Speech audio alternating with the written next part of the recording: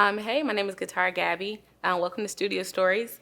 I want to talk to you all a little bit today about some of my journey, the ups and the downs. Starting a business in the music industry, especially as a black woman, is extremely difficult. I think existing in the world as a black person is very difficult, but there's so many great things, so many amazing things that come out of the hardships, so many positive lessons that you can take that only make you better. You meet great people along the way and you learn not to make the same mistakes twice.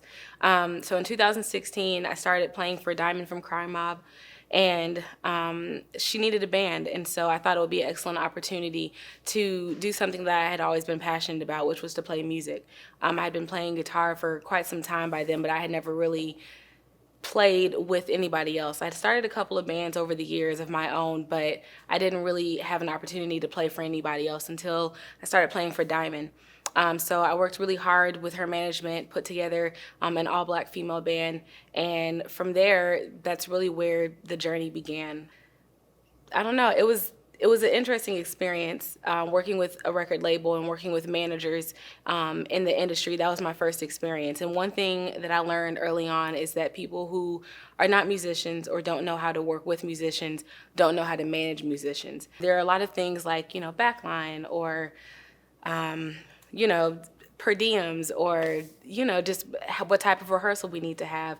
Is there going to be a DJ, not a DJ? Things like that are very, very, very important when you're managing artists and managing musicians in particular. So that's really where my interest was piqued when it came to management in the music industry. Simultaneously, when we would be playing for Diamond as Girl Code, I started the TxLips band, and initially it was the same group of people. It was the same 4 women that were in the band with me when I was playing with Diamond, but I quickly learned that that wasn't the model that I believe God had on my heart. That wasn't the model that was going to be the most sustainable for the vision that I had for the business and for the band. And so I turned it into a collective, and so now, fast forward to 2020, there are over 15 women, all black women worldwide, who look different, play different instruments, identify differently, the whole nine, that are all over the world, and we're all here for the same reason, which is to represent pussy power and also show to the world that black women are diverse.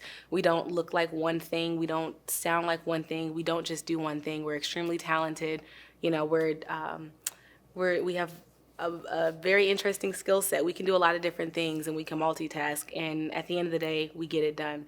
So I wanted to do my part in the industry to showcase that. And the other reason why I started the band is because growing up, I didn't really see a lot of black women, if at all, really, in magazines, in any type of marketing, on stages. I didn't really learn about black women in music until I was an adult at my undergrad.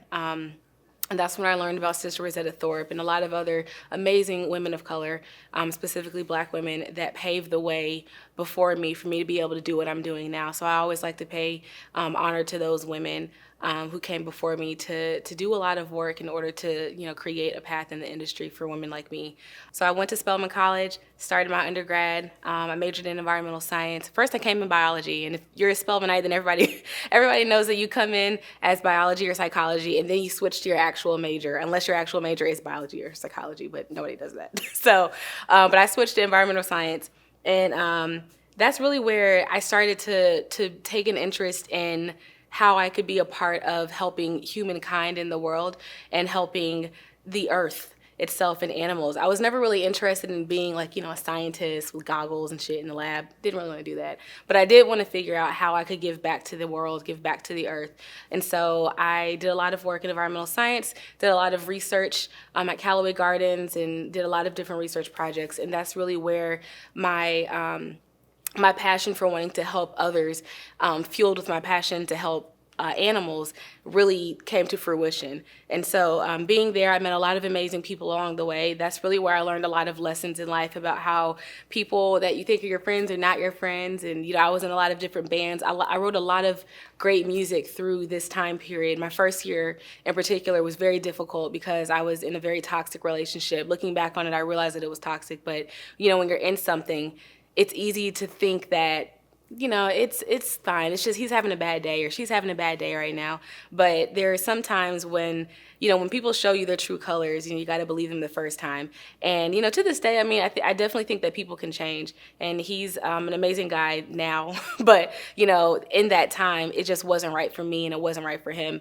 But while I was going through that really serious depression for about a year or so, I wrote all of the music that I've been able to fast forward to 2020 that's been able to take me on tour around the world, that's been able to get me into really big festivals. And it's the songs that you all know, like The Lost One and The Deadpool and Die Today, and all of those songs from my albums and my EPs were birthed out of that period of me figuring out. I'm getting emotional thinking about it.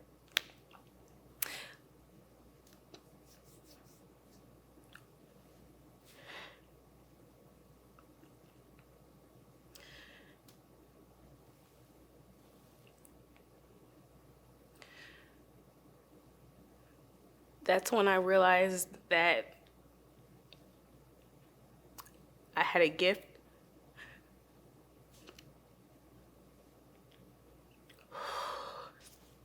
But yeah, that's when I realized that I had a gift, and I figured, that was something that I could use to connect to other people that felt like me. I had a very, very rough childhood, being in middle and high school. I was never really too good to be with, the white kids that listened to metal and rock and roll, and that's what I was into. I was playing guitar and, teaching myself how to play by listening to Nirvana and, a whole bunch of other stuff, but I never really fit in per se, and it really affected me until maybe like 7 years ago. And, looking back on it, I'm glad that I went through it because I didn't realize how many other young girls out there that were going through the same thing that I was going through. And that's one of the reasons why I dumped my all into the TxLips band. Money, time, energy, everything. There was a period of time where I was touring full time. I was managing 2 different clients full time. I was in law school full time. I was working, I was doing a lot, and it was too much, but my passion to represent for Black girls that felt like I did, and still sometimes do feel like I did, is really what fueled me to say, I gotta keep going. I have to keep going. I gotta keep going. And even now, like, I was going into, developing my own business, it's very difficult because it's a very lonely journey. And you lose people along the way. There are a lot of amazing women that have been in the band over the years, and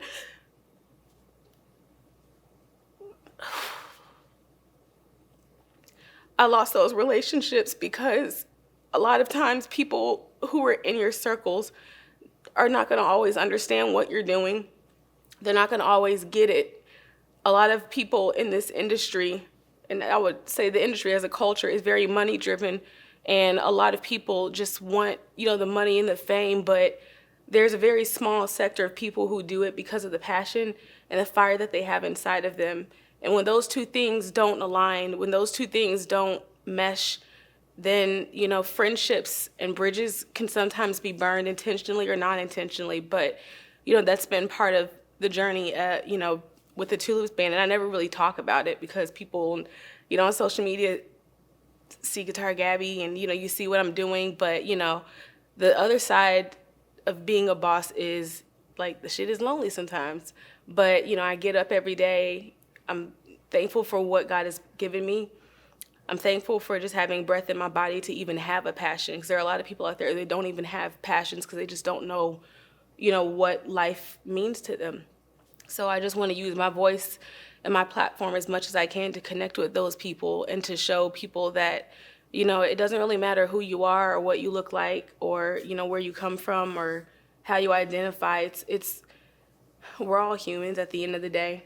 And being able to connect with someone through my music is really what is payment enough for me. It's not even really about the money. That part's important because that's how I keep the business running. But, I'm the type of person where I'll take the clothes off my back and give all of my money, to my bandmates, to, studio time and all that kind of stuff. If it means that the mission of connecting with other people and representing for young Black girls out there who are watching me, if it means that they're able to get something out of that and they wake up feeling, more positive than they did before, if it means that they picked up an instrument that they didn't think that they could, but they saw somebody else doing it, to me, that is my payment. And so, that's just, I don't know, it's a really tough journey, but like I said in the beginning, there's a lot of beautiful moments. And for me, being able to connect with the young girls that we teach at different girls' rock camps around the world, just to see the smile on their faces, it's the most beautiful thing I've ever seen, because I look back to when I was their age and I didn't have a girls' rock camp to go to.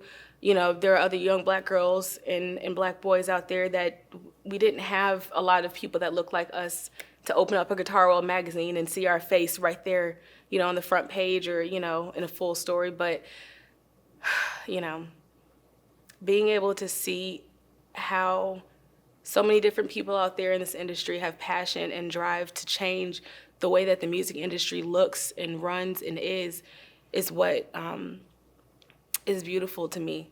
And I don't know. That's really what my life is all about. I don't know. I plan on I'm going to keep going. It's some days I wake up and I don't really want to do anything. Some days I wake up and I'm like, man, nobody's even listening to this shit because the Instagram algorithms are trash and nobody knows how to use them except for Instagram employees. But then I think about, when I walk into a store and, someone says, hey, I follow you on Instagram. I heard an interview that you did that I didn't even think nobody even heard the shit because nobody viewed it from what I saw. But, or going through the airport and someone's like, hey, I love Die Today. Like, it really got me through a period where I was going through what I feel like you're singing about. I can hear the emotion. I can hear, what you're bringing through the guitar and through the lyrics, and it really spoke to me. That's what keeps me going every day. It's not even about the social media. That's an excellent tool, and mastering how to use that to your advantage is very important. But, for me, it all starts with the passion. And when you have passion for something in life, then it helps to fuel you continuing to go. Because one thing I will say in this industry, in any industry, but especially in the music industry, being a woman and being a woman of color at that, you got to have consistency. And for me, one of the ways I've developed consistency is figuring out my system. And my system consists of, me doing yoga every day and eating right, watching what I put in my body, the type of things that I put in my body, the type of people that I connect with, the type of people that I have around me in my inner circles. I'm very selective. I've grown to be very selective. But, all of that kind of stuff definitely plays a really big role in what you do and what you're able to give back to the world. But I definitely want to encourage anybody out there, you have something special. You are special. And it doesn't really matter, what was in the past. Use those things to your benefit, get through them, talk to a therapist, whatever you got to do. But, don't stop, though. Just keep going, because if I could tell everybody out there who, DMs me or comments or whatever, if I could tell y'all how much seeing those things and feeling your love and energy fuels me each and every day, it does. And I think a lot of times people, me included, feel like, nobody sees this, but when I get those messages and when I see those comments and, people buy little stickers and stuff like that off the website, it really does fuel me, because it feels like I'm giving something to somebody else. And it feels like when you keep doing that and reaching back to the next person behind you or to the next generation, that's how you link arms with people. And I feel like humanity needs a lot more of that, especially in this time. So, yeah, that's my story. Thanks so much for watching. This is Studio Stories. My name is Guitar Gabby. I'm the front woman, founder, and manager of the all-Black female rock collective, the TxLips Band. Follow me on all social media at Guitar Gabby, at the TxLips Band. Pussy is power. Also want to say thank you to my endorsement reps who have believed in what I'm doing, and they stand behind me. ESP Guitars, Ernie Ball, EMG Pickups, Steve Clayton Picks, and there's a couple of others, but those are really the ones who have really stood behind what I'm doing and have supported me 110%. So I really appreciate you all, and thank you for joining. I hope y'all enjoy that and rock